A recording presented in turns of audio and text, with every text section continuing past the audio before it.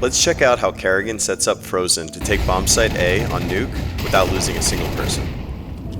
There's a ton of awesome utility in this round, so let's check it out on this episode of Smarter CS Pro Plays.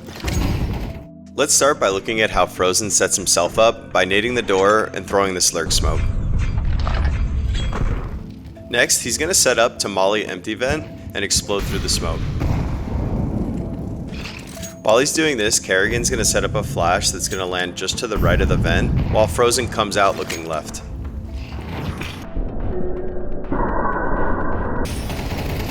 Next, Kerrigan throws another flash that's going to blind anyone in mini, but also hits attacker who's playing behind silo.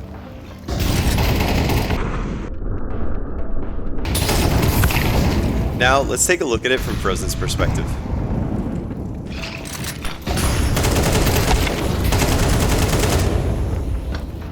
So, I think that play alone was pretty awesome and something you could try in Pugs, but let's take a look at all the other utility and setup that's done from the rest of Faze, which makes this play flawless.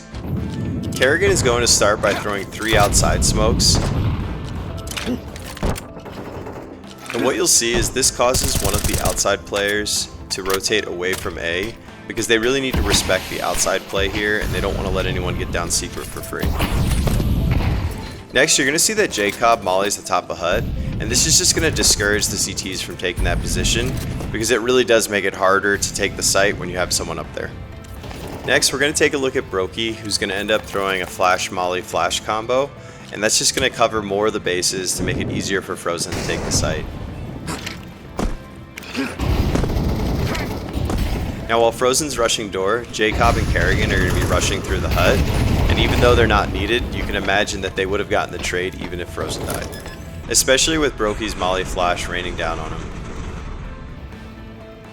Now that we understand the play, I want to see if we can try to learn some of this utility.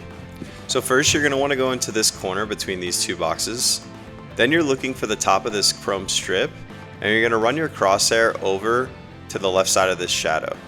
Then you're going to want to do a jump throw. And that smoke's going to land here in front of Mini.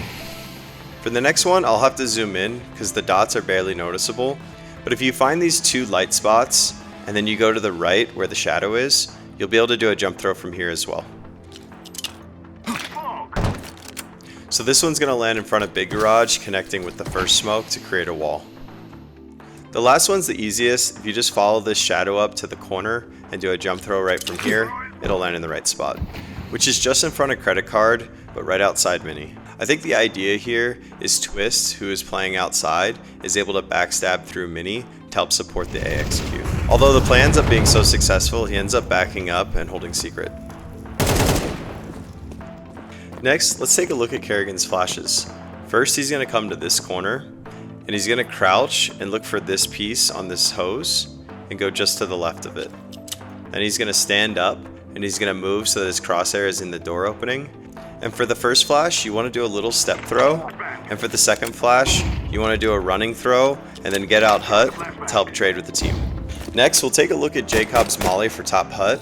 First, make sure that window is broken and come up the ladder with a molly. You're going to want to stay on this right piece of roof trim, and then you're going to look for the left side of this railing and bring it down to the blue strip.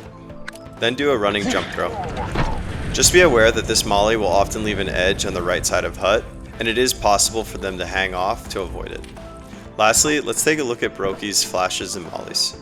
He's going to start by going to the side of this roof vent, and then you're going to want to look for the right side of the yellow railing and go 1 notch over. Make sure you've already broken these windows from spawn, and then you want to just do a jump throw.